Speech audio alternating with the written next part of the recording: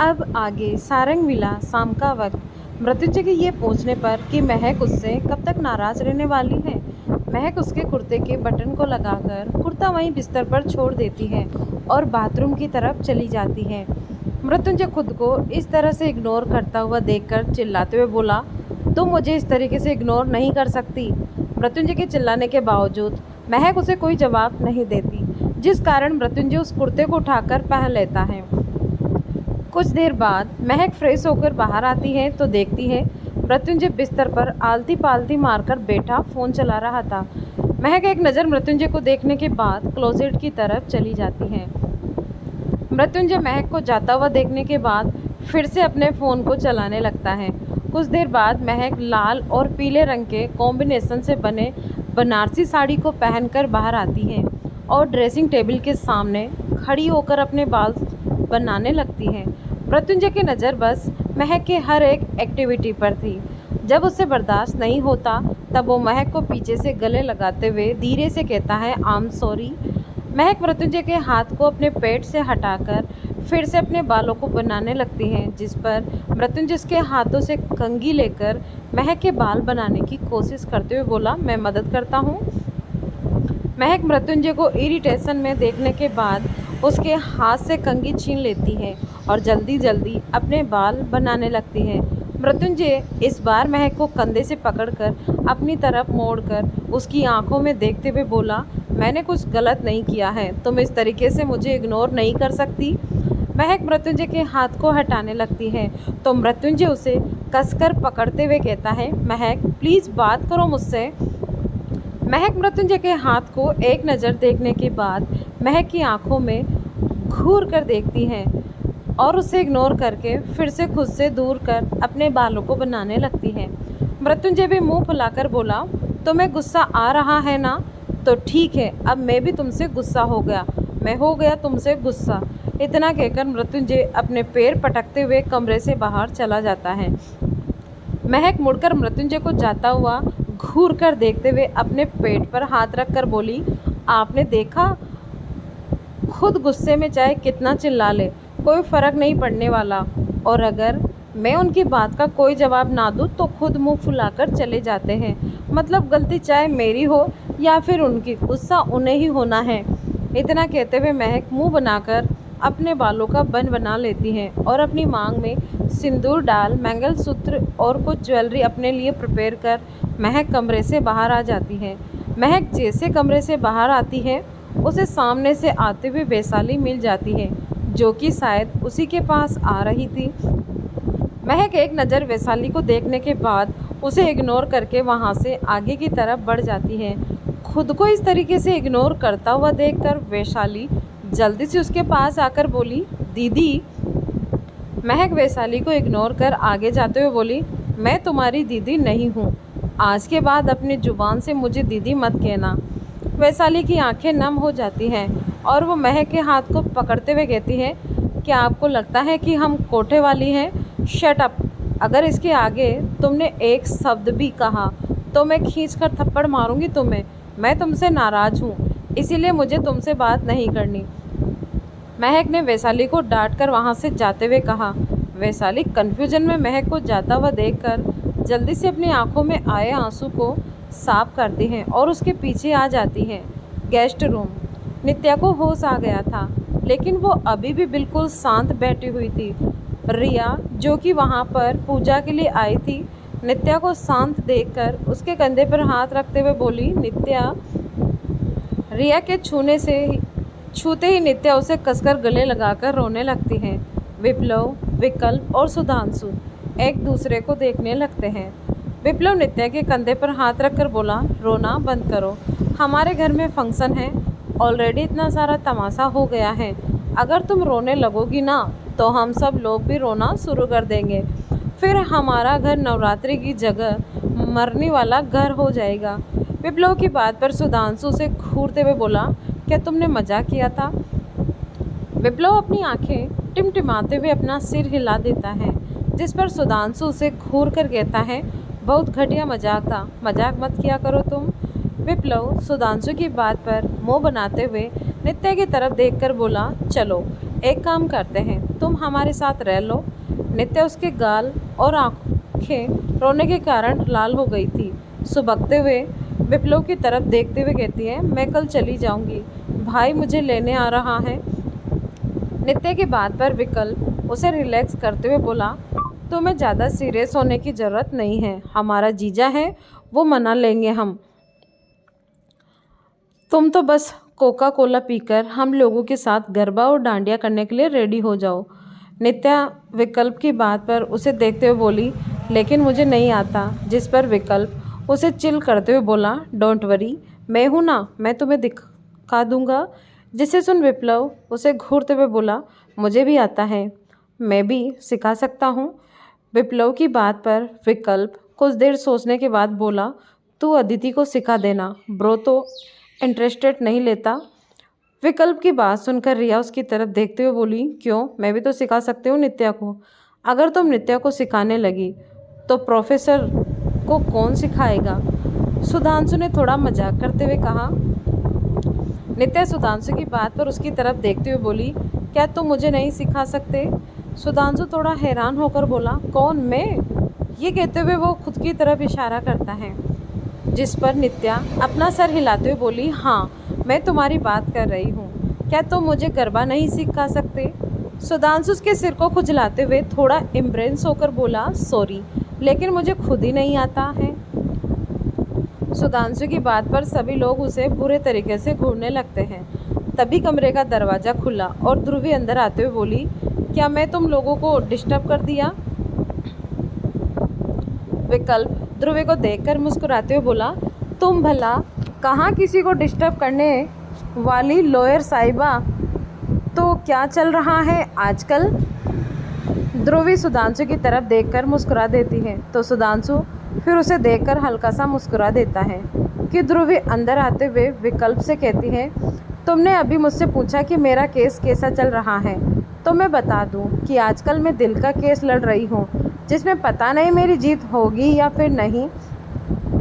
सुधांशु ध्रुवी की तरफ उसे तिरछी नज़र से एक घूरने के बाद इधर उधर देखते हुए हल्का सा मुस्कुरा देता है।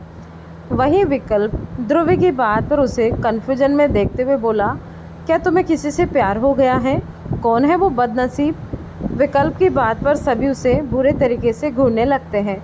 वहीं ध्रुवी भी विकल्प को घूरते हुए बोली, तुम जैसे खूबसूरत लड़की, मुझ जैसी खूबसूरत लड़की अगर किसी की ज़िंदगी में चली जाती है तो वो बदनसीब नहीं खुश नसीब होगा। विकल्प ध्रुवी की बात पर अपना सर हिलाते हुए बोला, हाँ हाँ, मुझे पता है, तुम उन लड़कियों में से हो जो कॉलेज लाइफ को ब्रो बनकर बिताना पसंद करती हो। विप्लव विकल्प की बात पर बोला, मैं आपके कहने का मतलब नहीं समझा। विकल्प हल्का सा मुस्कुराकर बोला, ध्रुवी की आदत थी, वो बचपन से लड़कियों से ज़्यादा लड़कों के साथ क्लोजी रहती थी, जिस कारण अक्सर डांट भी खाती थी। रिया विकल्प की बात सुनकर ध्रुवी से बोली, इसका मतलब आपका कोई बॉयफ्रेंड भी था? विकल्प हंसते हुए बोला, हाँ हाँ हाँ, इसके जैसे गुंडी का बॉयफ्रेंड हो ही नहीं सकता। अभी तक मैंने जितनी लड़कियों को रिजेक्ट नहीं किया, इससे ज़्यादा लड़कों को प्रपोज करने पर ये धो चुकी हैं, तो काहे का कोई बॉयफ्रेंड रहने लगा। ध्रुवी विकल्प को घूरते हुए बोली, विकी अब चाप रहो, वरना मुक्का मारकर तुम्हारा दांत तोड़ दूंगी। कब से देख रही हूँ तारीफ के पुल बांधे जा रहे हो। विप्लव ध्रुवी की बात पर खुश होकर बोला, आप तो बिल्कुल उस गुंडी लड़की की तरह हो। विप्लव की बात पर सब लोग उसे देखने लगते हैं। रिया विप्लव की बात सुनकर सोचते हुए बोली, गंदी लड़की, तुम तो ऐसे सिर्फ बॉबी को कहते हो, क्या तुम बॉबी को याद कर रहे हो?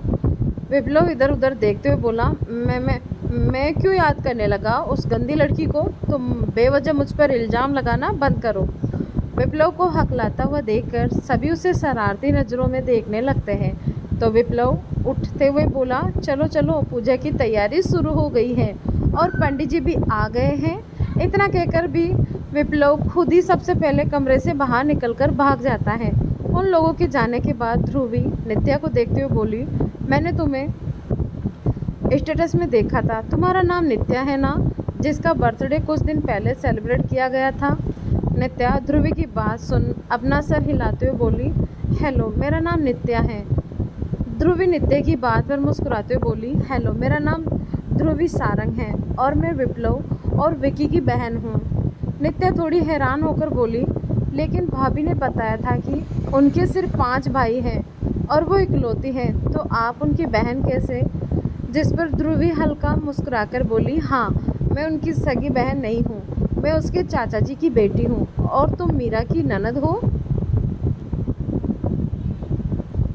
ध्रुवी की बात सुनकर नित्या अपना सर हिला देती है तो ध्रुवी मुस्कुराते हुए कहती है, मीरा शांत स्वभाव की है और सबसे ज़्यादा मृत्युंजय भाई से डरती है। सुधांशु ध्रुवी की बात पर मुंह बनाते हुए बोला, पागल है वो, इसीलिए उसके जैसे नक्सड़े से डरती है। और किसने कहा कि शांत स्वभाव की है? बिल्कुल अपने भाई की तरह है, डायन। ये कहते हुए सुधांशु ऐसी बात कर रहा था जैसे वो मीरा के बारे में बहुत कुछ जानता हो और ध्रुवी उसे देखकर मुस्कुरा रही थी। वहीं नित्या सुधांशु को एकटक देख रही थी जैसे वो मीरा के बारे में बहुत कुछ जानता हो और ध्रुवी उसे देखकर मुस्कुरा रही थी। वहीं नित्या सुधांशु को एकटक देख रही थी। जब सुधांशु को रियलाइज हुआ कि वो क्या बोल रहा है, वो जल्दी से खड़ा होते हुए रिया से बोला, मैं नीचे जा रहा हूँ, बाय। इतना कहकर सुधांशु जल्दी से कमरे से बाहर चला जाता है। विकल्प रिया की तरफ देखते हुए बोला, रिया, अदिति से चल कर मिल कर आते हैं। पता नहीं वो काफ़ी उदास लग रही थी। उसके बाद ध्रुवी की तरफ देखते हुए बोला, तुम नित्या के साथ रहना, उसे फ्रेश होने में मदद कर दो, हम जरा आते हैं। ध्रुवी विकल्प की बात पर अपना सर हिला देती हैं तो विकल्प रिया के साथ गेस्ट रूम से बाहर चला जाता है। ध्रुवी नित्या की तरफ देखती है जो कि अभी भी दरवाजे की तरफ का रब देख रही थी। ध्रुवी नित्या को वापस सेंस में लाते हुए बोली, क्या तुम बाहर जाना चाहती हो? नित्या ध्रुवी की बात पर खोई हुई आवाज़ में बोली, मैं उसके दिल में जाना चाहती हूँ। नित्या की बात पर ध्रुवी थोड़ी सरप्राइज हो नित्या से बोली, कौन? विकल्प, तुम विकी को लाइक करती हो? ध्रुव की बात तो नित्या जल्दी से बोली, नहीं, मैं विकल्प जी की बात नहीं कर रही थी, मैं तो किसी और की बात कर रही थी। ध्रुवी नित्या की बात पर मुस्कुराते हुए बोली, दिल का मामला है क्या? मुझे बता सकती हो? कौन है वो हैप्पी पर्सन? नित्या ध्रुवी की बात पर कुछ चुप रहकर बोली, सुधांशु, मेरा क्लासमेट। नित्या की बात सुनकर ध्रुवी उसे सॉफ्ट एक्सप्रेशन के साथ देखते हुए बोली, क्या? नित्या, जिसने ध्रुवी के चेहरे के एक्सप्रेशन नोट नहीं किए थे, ध्रुवी की तरफ देखते हुए बोली, आज से कुछ महीने पहले मैंने उसे प्रपोज किया था, लेकिन उसने पूरी क्लास के सामने मुझे रिजेक्ट कर दिया और आज भी मुझे रिजेक्ट ही कर रहा है।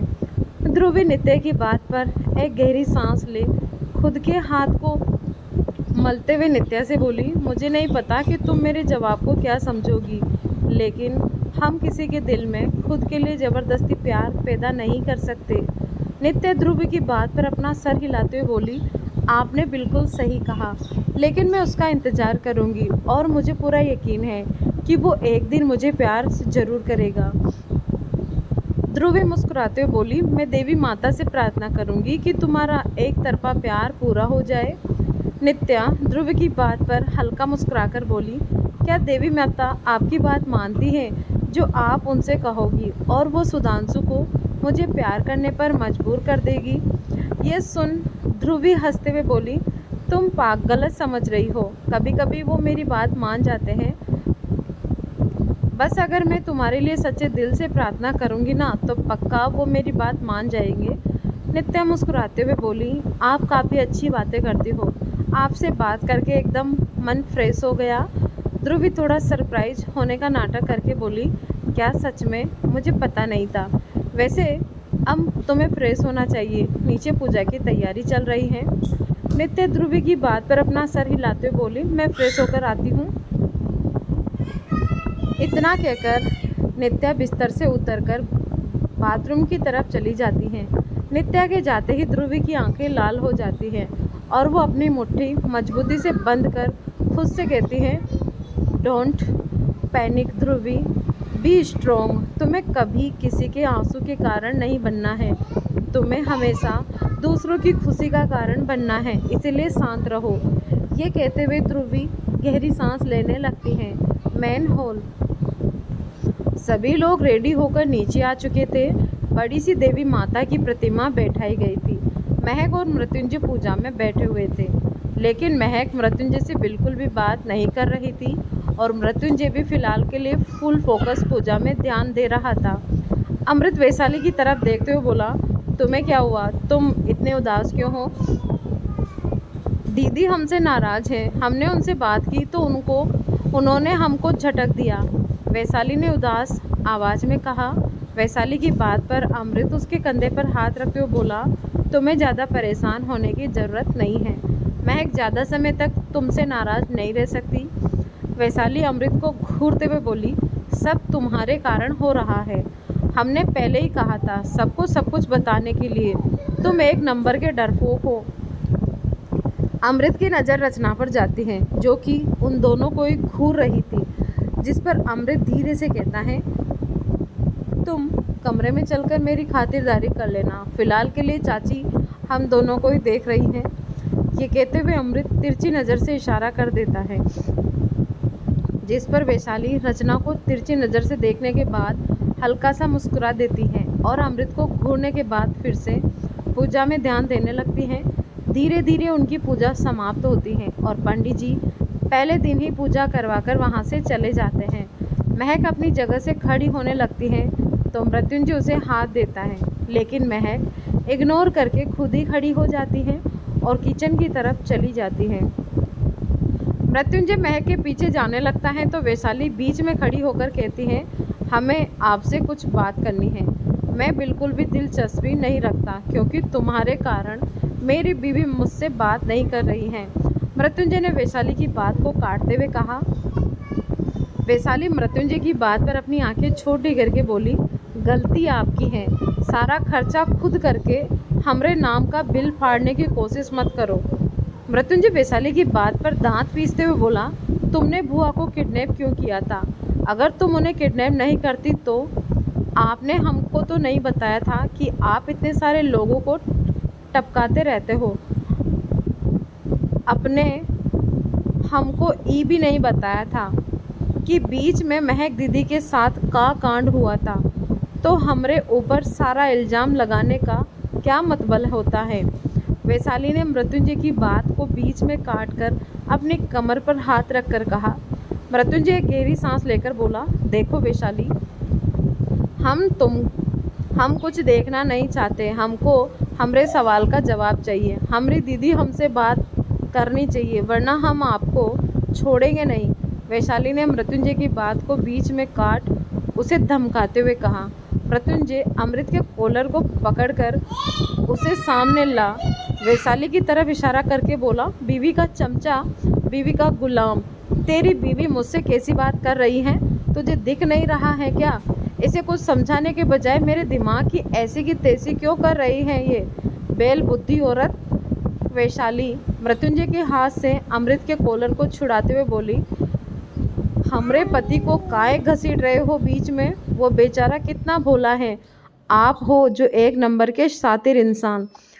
मृत्युंजय वैशाली को घूरते हुए अपना सर हिलाकर बोला, जब तुम्हारी सौतन के साथ घूम रहा था तब तुम्हारा पति एक नंबर का लड़कीबाज लुच्चा लफंगा था, और अब जब थोड़ा सा शांत हो गया तो मैं शातिर आदमी हो गया। अमृत मृत्युंजय की बात को बीच में आते हुए बोला, देखो मृत्युंजय, तुम इस तरीके से मेरी प्रेग्नेंट बीवी को भड़का नहीं सकते। ये बीता हुआ कल है तो मुझे क्या लेना देना। ये आया हुआ आज है जिसमें मेरी बीवी प्रेग्नेंट भी मुझसे गुस्सा हो गई है और मेरी आने वाला कल को ले रही है। मृत्युंजय ने हाथ दिखाते हुए कहा। विप्लव, जो कि अदिति के साथ कुरकुरे खाते हुए बैठा था, थोड़ी तेज आवाज़ में मृत्युंजय से बोला, बिग ब्रो, आपने जो कॉलर पकड़ा था ना, उसके साथ थोड़ा बाल पकड़ लेते तो ज़्यादा मज़ा आता। तीनों की नज़र विप्लव की तरफ मुड़ जाती हैं, जिससे विप्लव हड़बड़ा जाता है और जल्दी से डाइनिंग टेबल से उतरकर अदिति को भी खींचकर उतारते हुए कहता है, चलो यहाँ पर भूकंप आने वाला है। विप्लव की बात पर अदिति हैरान होकर बोली, भूकंप? तो घर के वाले विप्लव की बात पर अदिति हैरान होकर बोली, भूकंप? तो घर वाले लोग भी तो दब जाएंगे ना। चिल्लाओ जोर से, सुनो सुनो, भूकंप आने वाला है। चलो सभी घर से बाहर निकलो। विप्लव की बात पर अदिति हैरान होकर बोली, भूकंप? चलो सभी घर से बाहर निकलो। अदिति चिल्लाने पर सभी लोग, जो कि अपने कमरे में कपड़े चेंज करने चले गए थे, बाहर आ जाते हैं। विप्लव जल्दी से अदिति के मुंह पर हाथ रखकर सब लोगों की तरफ देखते हुए बोला, अरे ऐसा कुछ नहीं है, सभी कमरे में जाओ, ये तो पागल हैं, जैसी बातें करती रहती हैं। अदिति विप्लव की बात पर मुंह बनाते हुए उसे घूरने लगती हैं। वहीं रचना नीचे आकर विप्लव के कान को पकड़ते हुए अदिति के कान को पकड़कर बोली, तुम दोनों शैतान पूरे घर को सिर पर उठाकर रखते रहते हो। अदिति रचना की बात पर छोटा सा मुंह बनाकर बोली, इसमें मेरी कोई गलती नहीं है आंटी। वापी ने कहा कि भूकंप आने वाला है, इसीलिए मैंने सब लोगों को घर से बाहर निकलने को कहा, और ये चीटर मुझे सबके सामने पागल कह रहा है। ये कहते हुए अदिति मुंह बना लेती है। रचना अदिति के एक्सप्रेशन को सुनकर गहरी सांस ले उसके कान को छोड़ शोभित से बोली, अपनी बच्ची को लेकर जाओ। अदिति अपने कान को सहलाते हुए रचना की बात पर मुंह फुलाकर बोली, मैं सीनियर की बच्ची नहीं हूँ। शोभित अदिति के हाथ को पकड़कर बोला, हाँ तुम बच्ची नहीं हो बल्कि सबकी दादी माँ हो। अब चलो कमरे में। इतना कहकर शोभित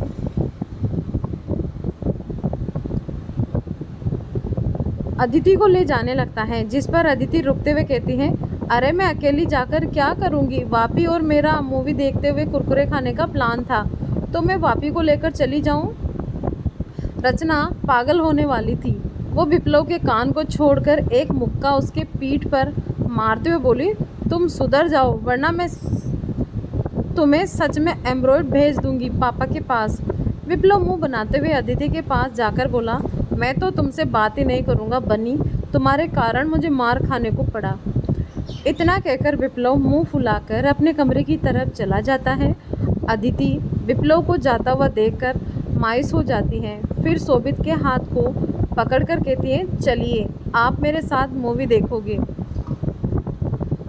इतना कहकर अदिति शोभित को अपने साथ खींचते हुए ले जाती है। तभी महक किचन से बाहर आकर एक गिलास बादाम का दूध डाइनिंग टेबल पर रखकर अमृत से बोली, अमृत भैया इसे वैशाली को पिला देना। महक की बात पर वैशाली जल्दी से उसके पास आते हुए बोली, हमसे बात नहीं कर रही हो, बड़का भैया से बात नहीं कर रही हो, हमारे पति से काहे बात कर रही होगी? उनसे अभी बात मत करो। मृत्युंजय वैशाली का साथ देते हुए महक से बोला, वैशाली बिल्कुल सही कह रही है, अगर तुम मुझसे बात नहीं कर रही, वैशाली से बात नहीं कर रही, तो तुम इस नकचड़े अमृत से बात क्यों करोगी?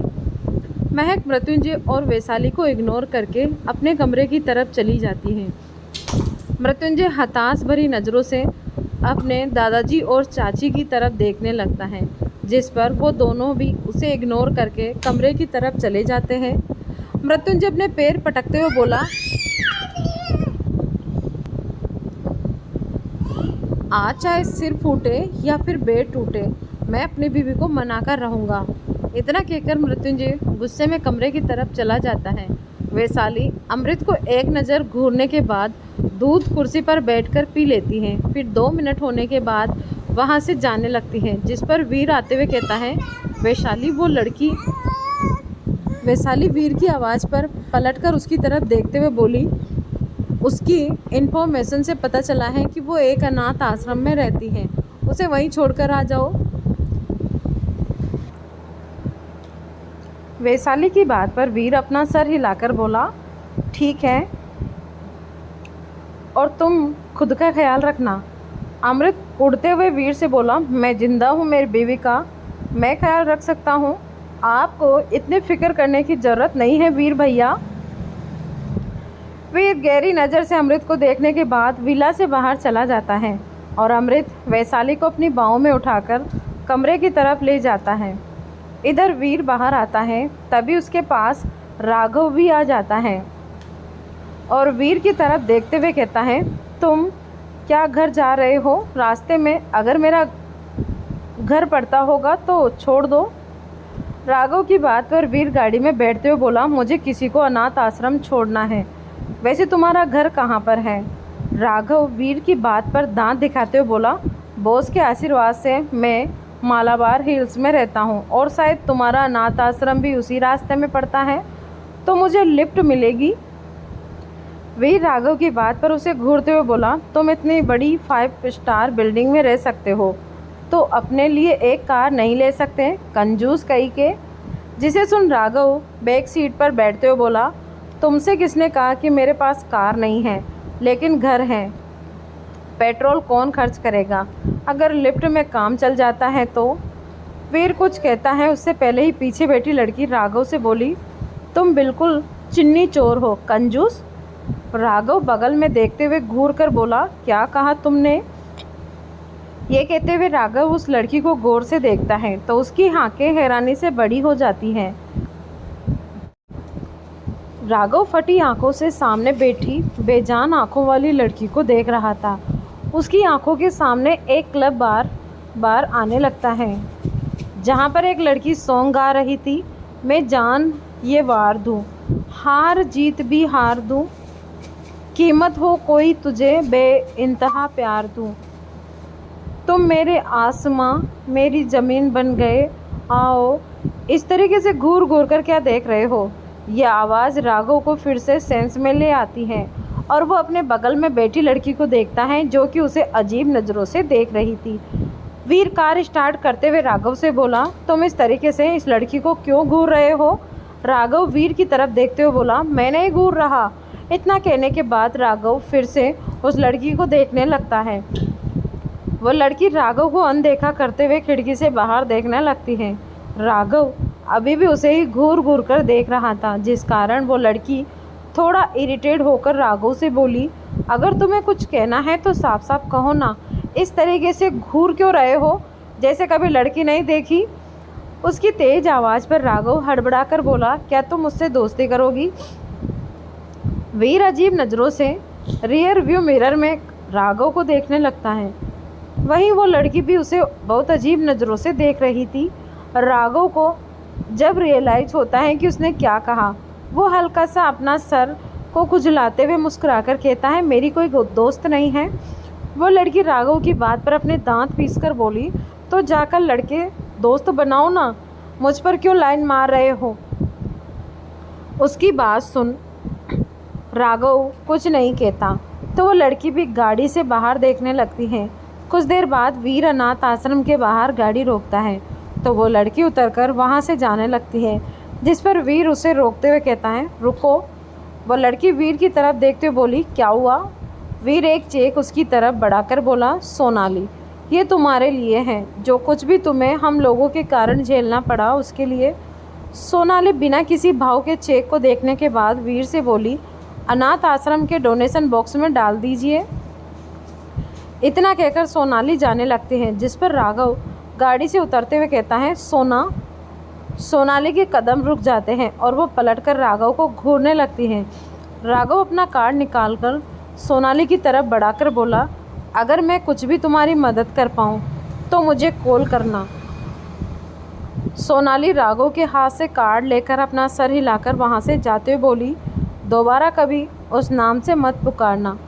इतना कहते हुए सोनाली बाहर उस रखे डस्टबिन में कार्ड को फेंक देती है और अनाथ आश्रम के अंदर चली जाती है। राघव जाती हुई सोनाली को देखने के बाद थोड़ा सा उदास हो जाता है, जिस पर वीर उसे देखते हुए कहता है, तुम्हें क्या हुआ? ये सुन राघव हल्का मुस्कुराकर बोला, कुछ नहीं, चलो मुझे घर छोड़ दो। वीर ज़्यादा ध्यान न देते हुए अपना सर हिलाता है और राघव को लेकर गाड़ी में बैठ जाता है। राघव अनाथ आश्रम को देखते हुए गाड़ी में बैठ अपने घर की तरफ निकल जाता है। सारंग विला। सारंग विला के बाहर 3 गाड़ियां आकर रुकती है, जिसमें से कशिश और मीरा बाहर आते हैं और बाकी गाड़ियों से बॉडीगार्ड बाहर निकलते हैं। कशिश सीधा अंदर आता है। तब तक वहां पर सभी लोग डिनर कर रहे थे। कशिश अंदर आकर मृत्युंजय से गुस्से में बोला, मृत्युंजय मृत्युंजय जो कि अपनी हेड कुर्सी पर बैठा डिनर कर रहा था, कशिश के चलने पर थोड़ी तेज आवाज़ में बोला, यहाँ पर चिल्लाना बंद करो। कशिश अपने दांत पीसते हुए बोला, तुम पर चिल्लाओ नहीं, मेरे घर की सारी खुशियों को राख करके तुम यहाँ पर अपने घर वालों के साथ खाना खा रहे हो। नित्या जो कि कुर्सी पर बैठी अपना डिनर कर रही थी, खड़ी होकर कशिश के पास जाकर उसे कसकर गले लगा लेती है। कशिश नित्या की पीठ पर हाथ फेरते हुए बोला, शांत हो जाओ। नित्या रोते हुए कशिश से बोली, इन लोगों पर चिल्लाने से कुछ नहीं होगा भाई। जब हमारे घर का सिक्का खोटा हो तो दूसरों पर इल्ज़ाम लगाने पर कोई फ़ायदा नहीं होता।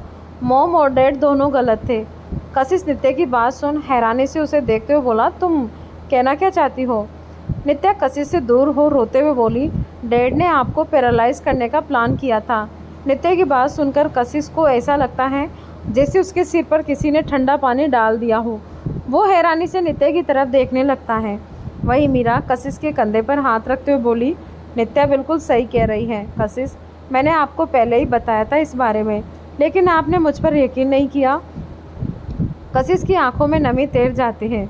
उसके आगे इंद्र का उसके लिए परवाह करना, उसे अपने बेटे की तरह प्यार करना, सब कुछ एक टीवी की रील की तरह चलने लगता है। नित्या कशिश को इस तरीके से शांत देखकर वैशाली की तरफ इशारा करते हुए बोली, डैड ने वैशाली दीदी और उनकी मॉम को ज़िंदगी भी बर्बाद कर दी। वैशाली जो कि उन लोगों को देख रही थी, आराम से अपना डिनर करते हुए बोली, हमको इन सब में मत घसीटा भाई, हम अपनी फैमिली के साथ खुश हैं। अमृत वैशाली के हाथ पर हाथ रखता है तो वैशाली उसकी तरफ एक नज़र देखने के बाद कुछ नहीं कहती। कशिश मीरा के हाथ को कंधे से हटा वैशाली के पास जाकर बोला, तुम सच में? हाँ बिल्कुल सही सोच रहे हो, हम आपकी बहन हैं, चचेरी बहन। वैशाली ने कशिश की बात को बीच में काट कर कहा। कशिश हैरानी से सब कुछ समझने की कोशिश करने लगता है। उसका दिमाग पूरे तरीके से सुन्न हो गया था। कशिश अपने सर पर हाथ रखकर सोफे पर बैठ जाता है। मृत्युंजय कशिश को इतना सीरियस देखकर बोला, जितनी शिद्दत के साथ मुझसे नफ़रत और दुश्मनी निभाया है तुमने, उम्मीद करूँगा उतनी ही शिद्दत से रिश्ते भी निभाओगे। कशिश मृत्युंजय की बात पर गुस्से से बोला, अपना मुंह बंद करके रखो वरना तुम्हारा मुंह तोड़ दूंगा मैं। शोभित कशिश की बात पर उसे घूरते हुए बोला, हाथ लगाकर दिखाओ, भूल जाएंगे कि हमारी बहन के पति हो। शोभित की बात सुनकर कशिश और सब लोग उसे देखने लगते हैं। अदिति शोभित के हाथ को नीचे से पकड़ते हुए धीरे से बोली, बड़ों से ऐसी बात नहीं करते। मृत्युंजय अपना हाथ साफ करते हुए डाइनिंग टेबल से उठकर कशिश के पास जाकर बोला, तुम्हें पता है कशिश, तुम में और मुझ में क्या फ़र्क है? मैं कभी किसी पर ट्रस्ट नहीं करता जितना तुम करते हो। कशिश अपनी आंखों में नमी लिए खड़ा हो मृत्युंजय के सीने पर मारते हुए बोला, तो मुझे क्यों नहीं सिखाया? बचपन से तो साथ में थे ना, मुझे हमेशा से रुलाया तुमने, हर चीज़ के लिए, महक से दोस्ती के लिए और अब फैमिली के लिए। क्यों किया तुमने ऐसा? मृत्युंजय कशिश के हाथ को पकड़कर बोला, क्योंकि तुम हमेशा से बेवकूफ़ हो। कशिश मृत्युंजय के हाथ को छुड़ाकर उसे धक्का देते हुए बोला, क्योंकि तुम हमेशा मुझे बेवकूफ़ बनाते हो। मृत्युंजय कशिश के धक्का देने पर भी तस से मस नहीं होता और मीरा की तरफ इशारा करते हुए कहता है, मेरी बीवी से दोस्ती करने नहीं दी, इसीलिए अपनी बहन का पति बनने दिया। महक कन्फ्यूजन में उन दोनों को देखे जा रही थी। अमृत महक को देखकर हल्का सा मुस्कुरा देता है और कशिश मृत्युंजय को देखने लगता है। मृत्युंजय और कशिश को इतने वक्त बाद ऐसी बात करता हुआ देखकर घर के बड़ों के चेहरे पर मुस्कान आ गई थी। मृत्युंजय कशिश के हाथ को पकड़कर बोला, हम सब है ना तुम्हारे साथ, चलो डिनर कर लो। कशिश मृत्युंजय से हाथ छुड़ाते हुए बोला, मुझे नहीं खाना। मृत्युंजय मीरा की तरफ देखते हुए बोला, इतने वक्त में अपने पति को खाना खिलाना तो सीख गई होगी ना, चलो उसे मनाओ और खाना खिलाओ। मेरा मृत्युंजय की बात पर थोड़ी हैरान होकर बोली, मैं? विकल्प मीरा की बात पर बोला, हाँ तुम ही हो ना कशिश की बीवी या फिर कोई और है? विकल्प की बात पर मीरा कशिश की तरफ देखते हुए बोली, खाना खा लो। कशिश गहरी सांस लेकर मृत्युंजय से बोला, मैं घर जाना चाहता हूँ। वैशाली कशिश की बात पर बोली, हमको आपसे कुछ बात करनी है। सभी लोग वैशाली की तरफ देखने लगते हैं तो वैशाली डाइनिंग टेबल से खड़ी हो कशिश के सामने जाकर कहती है, मित्तल ख़ानदान का 10% हमारे नाम पर था, जिसे हम नित्य के नाम करते हैं। नित्य वैशाली की बात पर हैरान होते हुए बोली, मुझे नहीं चाहिए। वैशाली अमृत की तरफ इशारा करके बोली, हमारे पति के पास बहुत है, इसीलिए हम और नहीं चाहते। कशिश वैशाली की तरफ देखते हुए बोला, मेरे साथ काम करोगी? अमृत को जल्दी से कुर्सी से खड़ा हो कशिश से बोला, बिल्कुल नहीं, मेरी वाइफ प्रेग्नेंट है, इसीलिए वो ये सब काम नहीं कर सकती। वैशाली अमृत का साथ देते हुए कशिश से बोली, हमारा पति बिल्कुल सही कह रहा है, हमको सिंगिंग में इंटरेस्ट है, बिजनेस हमारे दिमाग में नहीं घुसता।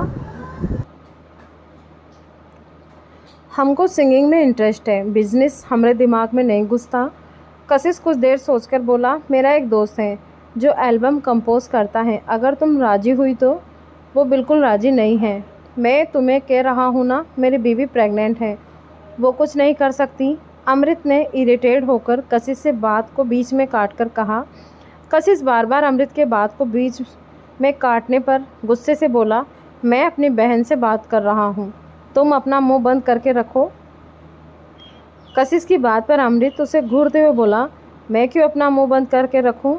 मुझे अपनी बीवी की फ़िक्र है, इसीलिए मैं तुझसे तुम्हारे साथ रहने से मना कर रहा हूँ। विप्लव के कान में धीरे से बोला, इन दोनों की बहस को देखकर मृत्युंजय भाई और सिद्धू की याद आ रही है ना? विप्लव मुंह बनाते हुए बोला, मैं तो ऐसी लड़की से शादी करूँगा जिसका कोई भाई ही ना हो। विकल्प की भी अपना सर हिलाते हुए बोला, बिल्कुल सही, मैं भी। वैशाली अमृत और कशिश के झगड़े के बीच में आते हुए बोली, अरे बस करो यार, हम दूसरों का तमाशा देखकर एंजॉय करते हैं और तुम दोनों हमारा तमाशा बना रहे हो। अभी हम बहुत खुश हैं, हमको कहीं नहीं जाना है। सावित्री जी उन लोगों के झगड़े को बीच में आते हुए बोली, सब लोगों का डिनर हो गया, सभी अपने अपने कमरे में जाओ। हैं? सावित्री जी सख्त आवाज़ पर सभी लोग शांत हो जाते हैं। इधर कशिश और मीरा की आज सारंग विला में रुके हुए थे। कशिश काफ़ी शांत नज़र आ रहा था। मीरा कशिश के पास आकर उसके कंधे पर हाथ रखते हुए बोली, आपको इतना ज़्यादा उदास होने की ज़रूरत नहीं है, हमें तो नित्या को संभालना चाहिए। कशिश मीरा की बात पर उसकी तरफ देखते हुए बोला, मुझे समझ नहीं आ रहा कि मैं क्या करूं। आज आप मुझे पता चलता है कि जो कुछ भी आपसे पहले हुआ था, इन सब में मेरे चाचा और चाची का हाथ है। मुझे बहुत रोना आ रहा है मीरा। ये कहते हुए कशिश कसकर मीरा को गले लगा लेता है। मीरा कशिश के बालों पर हाथ फेरते हुए बोली, रोने से स्ट्रेस कम होता है, आप रोना चाहते हो तो रो सकते हो, डोंट वरी, मैं नहीं हंसूंगी। मीरा की बात पर कशिश उसे गले लगाए धीरे से बोला, आई एम सो सॉरी, मैंने जो कुछ भी किया उसके लिए। मीरा कशिश की बात पर बोली, वो मेरा बीता हुआ कल था कशिश, और ये मेरा आने वाला कल है जिसे मैं आपके साथ जीना चाहती हूँ। कशिश अपना सर उठाकर मीरा को देखते हुए बोला, तुमने मुझे माफ़ कर दिया? मीरा अपनी आंखें रोल करते हुए बोली, मैं इतनी भी ज़्यादा बुरी नहीं हूँ और हम लोग नवरात्रि तक यहीं रुकेंगे। कशिश अपना सर हिला देता है तो मीरा आगे कहती है, अब तो आपकी 3 बहन हो गई। कशिश मीरा की बात को इग्नोर कर बिस्तर की तरफ जाते हुए बोला, मुझे नींद आ रही है, मुझे सोना है। मीरा कशिश की तरफ देखती है, तभी कोई उनके कमरे का दरवाज़ा खटखटाता है। मीरा जाकर दरवाज़ा खोलती है तो वैशाली सामने खड़ी हुई थी, जिसके हाथ में गिलास था दूध का। मीरा वैशाली को देखते हुए बोली, आपको इस वक्त आराम करना चाहिए। वैशाली चिल्ल आवाज़ में बोली, हम इतने भी ज़्यादा आलसी नहीं हैं, आपके पति के लिए दूध लेकर आए थे, पिला दीजिए। खाना तो ठीक से खाया नहीं है उन्होंने। मीरा वैशाली की बात पर हल्का सा मुस्कुराकर उसके हाथ से दूध लेते हुए बोली, थैंक यू भाभी। वैशाली जाते हुए बोली, हम चाहेंगे कि बहुत जल्दी हमको कोई भूआ कहने वाला आ जाए। मीरा वैशाली की बात पर हैरानी से उसे जाता हुआ देखते रह जाती है, लेकिन वैशाली वहाँ से जा चुकी थी। मीरा कमरे का दरवाज़ा अंदर से बंद कर आकर कशिश की तरफ दूध का गिलास बढ़ाते हुए बोली, दूध। कशिश मीरा की बात पर दूध पी लेता है और मीरा से कहता है, सो जाओ। मीरा ग्लास नाइट स्टैंड पर रखते हुए बिस्तर पर आकर कशिश के सीने में अपना सर रखते हुए बोली, आप भी अपनी आंखें बंद कर लेंगे। इतना कहकर मीरा अपनी आंखें बंद कर लेती है और कशिश उसे देखने लगता है, जिस पर मीरा हाथ उठाकर कशिश की आंखों पर हाथ रख लेती है तो कशिश की आंखें भी बंद हो जाती हैं। मृत्युंजय का कमरा। मृत्युंजय अपना काम कर रहा था और महक अपने कानों में हेडफोन लगाकर रामायण सुन रही थी। मृत्युंजय महक की तरफ देखते हुए बोला, महक। लेकिन महक मृत्युंजय के बात का कोई जवाब नहीं देती, जिस पर मृत्युंजय लैपटॉप बंद कर महक के पास आकर बोला, महक। लेकिन महक फिर भी मृत्युंजय की बात का कोई जवाब नहीं देती, जिस पर मृत्युंजय महक के कान से हेडफोन निकालकर फेंकते हुए गुस्से से बोला, मैं तुमसे बात कर रहा हूँ।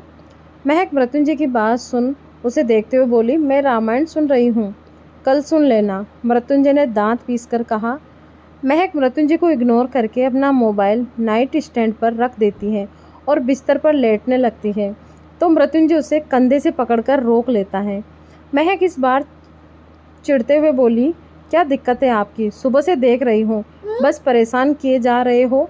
2 मिनट के लिए मुझे अकेला नहीं रहने दे सकते क्या? मृत्युंजय अपने दांत पीसते हुए बोला, तुम्हें मेडिसिन खानी है? महक मृत्युंजय को घूरने के बाद मेडिसिन खाकर लेटने लगती है तो मृत्युंजय फिर कहता है, तुम्हें मुझसे छुटकारा चाहिए क्या? मृत्युंजय की बात पर महक बिस्तर से उतरकर बालकनी की तरफ जाने लगती है, जिस पर मृत्युंजय उसके हाथ को पकड़कर कहता है, बालकनी में ठंड है, मत जाओ। मृत्युंजय की बात पर महक उससे अपना हाथ छुड़ाते हुए बोली, नहीं लगेगी, फिक्र करने की नाटक मत कीजिए। मृत्युंजय महक को कंधों से पकड़कर अपने बिल्कुल करीब ला दांत पीसते हुए बोला, महक मेरे सब्र को आजमाने की कोशिश मत करो। मृत्युंजय की बात पर महक अपनी आंखों में नमी लिए उसे देखते हुए बोली, सीधी पाकर हमेशा मेरा फ़ायदा उठाते हो ना? क्योंकि मैं कभी आपसे कुछ नहीं कहती, क्योंकि मुझे लगता है कि मेरा पति हमेशा सही करता है। मृत्युंजय महक के कंधे को छोड़कर उसके चेहरे को पकड़कर बोला, मैं आज के बाद कुछ भी करने से पहले तुम्हें बताऊंगा। मुझसे गुस्सा होना बंद करो। महक मृत्युंजय को घूरते हुए बोली, हमेशा झूठ बोलते हो आप। मृत्युंजय अपनी सांस लेकर बोला, तो तुम बताओ क्या करूं मैं? महक मृत्युंजय की आंखों में देखते हुए बोली, प्रॉमिस कीजिए कि आज के बाद आप किसी को हर्ट नहीं करोगे। मृत्युंजय महक को घूरते हुए बोला, मुझसे ऐसे वादे मत करवाओ जिन्हें मैं पूरा न कर सकूं। महक कुछ कहते उससे पहले ही मृत्युंजय का फ़ोन बजने लगता है। मृत्युंजय पॉकेट से फ़ोन निकाल उसे देखने के बाद महक को उंगली दिखा शांत रहने को बोल बालकनी में जाकर कॉल अटेंड करते हुए बोला, हेलो। दूसरी तरफ से आवाज़ आती है, बिग बॉस, मैंने अपना तोहफा रख लिया है और बॉस से कह दीजिएगा कि उनका काम हो गया है। मृत्युंजय ऋतिक की बात पर बोला, तुमने क्या किया है ऋतिक? ऋतिक हल्का सा हंसकर बोला, हाँ हाँ हाँ, जो मुझे बॉस ने करने को कहा था। मृत्युंजय ओके कहकर कॉल कट कर देता है और कमरे में आता है। मृत्युंजय कमरे में आकर महक की तरफ देखता है जो कि बिस्तर पर बैठी हुई थी। मृत्युंजय महक के पास जाकर बोला, मुझे कुछ ज़रूरी काम था, आ गया था, स्टडी रूम में हूँ, तुम सो जाओ। इतना कहकर मृत्युंजय महक के माथे को चूमकर कमरे से बाहर चला जाता है। जुहू बीच। फलक की कैब आकर जुहू बीच के पास रुकती है और फलक, जिसने एक रेड कलर का खूबसूरत सा गाउन पहन रखा था, कैब से बाहर आकर इधर उधर देखने लगती है कि कोई उसके आंखों पर हाथ रखकर धीरे से कहता है, चुप रहो और चलो मेरे साथ। फलक रुद्र की बात पर सरप्राइज होते हुए बोली, तुमने मुझे यहाँ पर क्यों बुलाया है? क्योंकि आज हम दोनों डेट पर आए हैं, रुद्र ने फलक को आगे ले जाते हुए कहा। फलक रुद्र की बात पर उसे धमकाते हुए बोली, तुम मुझे लेकर चल रहे हो, ठीक है, अगर मैं गिरी ना तो मैं तुम्हें बीच में डुबोकर मारूंगी। रुद्र फलक की आंखों से हाथ हटाकर बोला, तो जाओ, खुद चलते चलते जाओ, मैं नहीं ले जाने वाला। इतना कहकर रुद्र मुंह बनाकर आगे आगे चला जाता है। फलक हंसते हुए रुद्र के पीछे जाकर उसके पीठ पर चढ़ जाती है तो रुद्र उसके दोनों पैरों को पकड़ लेता है। फलक अपने हाथ रुद्र के गले में बांध उसके गालों पर किस करते हुए बोली, मेरा गुंडा कितना जल्दी गुस्सा हो जाता है। रुद्र घूर कर फलक की तरफ देखता है तो फलक की नज़र सामने डेकोरेट चेयर पर जाती है। फलक उस खूबसूरत से कैंडल लाइट डिनर को देखते हुए खुश होकर बोली, क्या ये तुमने मेरे लिए प्रिपेयर किया है? रुद्र सामने की तरफ देखने के बाद फलक के पैर को छोड़ देता है, जिस पर फलक गिरने के डर से रुद्र के कमर पर अपने पैर लपेट लेती है और उसके गले को भी कसकर पकड़ लेती है। रुद्र के अचानक ऐसा करने पर फलक उसे और कसकर पकड़ते हुए बोली, रुद्र मैं गिर जाऊंगी। रुद्र फलक की बात पर बोला, तुमने मुझे गुंडा कहा और उसके बाद कहा कि मैं ये बकवास ही डेट तुम्हारे लिए अरेंज करूंगा। मैंने तो हम दोनों के लिए कैंडल लाइट डिनर अरेंज किया था। फलक नीचे उतरकर रुद्र के सामने आ उसे घूरते हुए बोली, तुम उसे झगड़ा क्यों कर रहे हो? रुद्र फलक की बात पर दांत पीसते हुए बोला, बता रहा हूँ तुमको, मुझे ये बकवास लड़कियों के चोंचले नहीं पसंद, इसीलिए मेरे सामने ज़्यादा होशियारी करने की कोशिश मत करना। फलक रुद्र के पैर पर लात मारते हुए बोली, तुम गधे हो। रुद्र अपने पैर को सहलाते हुए फलक को घूरने लगता है कि फलक दो कपल पर जाती है जो कि उस चेयर पर बैठकर अपना डेट अरेंज एंजॉय कर रहे थे। फलक छोटा सा मुंह बनाकर रुद्र की तरफ देखते हुए बोली, रुद्र मुझे भी ऐसा ही डेट चाहिए। रुद्र फलक की बात पर उसे घूरते हुए बोला, तुमने कहा कि मुझे तुम्हें गिरा दूंगा। ये कहते हुए रुद्र को एक सुनसान एरिया में ले जाता है जहाँ पर लोग बहुत कम थे। फलक रुद्र की तरफ देखते हुए बोली, सॉरी ना, लेकिन प्लीज़ मुझे ऐसा ही डेट चाहिए, प्लीज़ रुद्र। रुद्र फलक से दूर होकर अपनी गन निकाल फलक पर तान देता है, जिसे देखकर फलक के तोते उड़ जाते हैं और वो डरते हुए कहती हैं, अरे मैंने तो बस डेट के लिए कहा था, तो मुझे मारना क्यों चाहते हो? डेट नहीं कहा था, डेट कहा था। रुद्र सीरियस मोड में फलक को देखते हुए बोला, लेकिन बेबी तुमने तो अभी कहा कि तुम्हें डेट चाहिए, तो दे रहा हूँ ना। फलक छोटा सा मुंह बनाकर बोली, अगर तुमने मुझे मारा ना तो मैं सच में तुमसे कभी बात नहीं करूँगी। रुद्र अपना सर हिलाते हुए बोला, मरने के बाद क्या तुम्हारी आत्मा मुझे जाकर बात करेगी? पागल, डेट चाहिए ना, चलो दे रहा हूँ। फलक रोने जैसा चेहरा बनाकर बोली, मेरे पापा के पास बहुत सारी प्रॉपर्टी है, दहेज में सब लाकर दूंगी तुम्हें, प्लीज़ मुझे मत मारो। रुद्र सीरियस मोड में अभी भी फलक को घूरने लगता है। इस पर फलक कहती है, मैं आज के बाद कभी तुमसे कोई डिमांड नहीं करूँगी, तुम्हें डेट पर नहीं ले जाना, मत लेकर जाओ, तुम जैसा कहोगे। गन शॉट की आवाज़ के साथ ही फलक की चीख निकल जाती है, लेकिन जब फलक को दर्द का एहसास नहीं होता तब वो अपनी आंखें खोलकर रुद्र की तरफ देखती है जिसने गोली हवा में चलाई थी। फलक की आंखों में आंसू आ जाते हैं और वो वहीं बैठकर रोने लगती हैं। तुमने मुझ पर गोली चलाई, अगर लग जाती तो? रुद्रा फलक की नौटंकी पर उसे घूरने के बाद इधर उधर देखता है।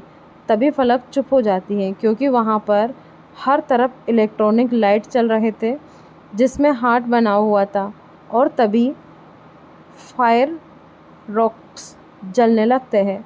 फलक मुंह खोले सब कुछ हैरानी से देखने लगती है। रुद्र उसे इतना हैरान देखकर उसके होठों पर अपने होठ रखकर उसके मुंह को बंद कर देता है। फलक रुद्र के किस पर होश में आकर उसे खुद से दूर करते हुए बोली, क्या ये मेरे लिए था? रुद्र अपना सर हिलाते हुए बोला, ये तुम्हारे लिए है और ये भी तुम्हारे लिए। ये कहते हुए रुद्र वहाँ पर लाइटिंग से बने हुए मंडप, जहाँ पर हवन कुंड की जगह इस वक्त डाइनिंग टेबल रखा हुआ था और वहाँ पर वाइन के साथ फलक के पसंदीदा कुछ मोमोज और बड़ा पाव चाउमीन रखा हुआ था। फलक आंखें बड़ी कर रुद्र को देखते हुए बोली, अरे इन सब की तैयारी किसने की?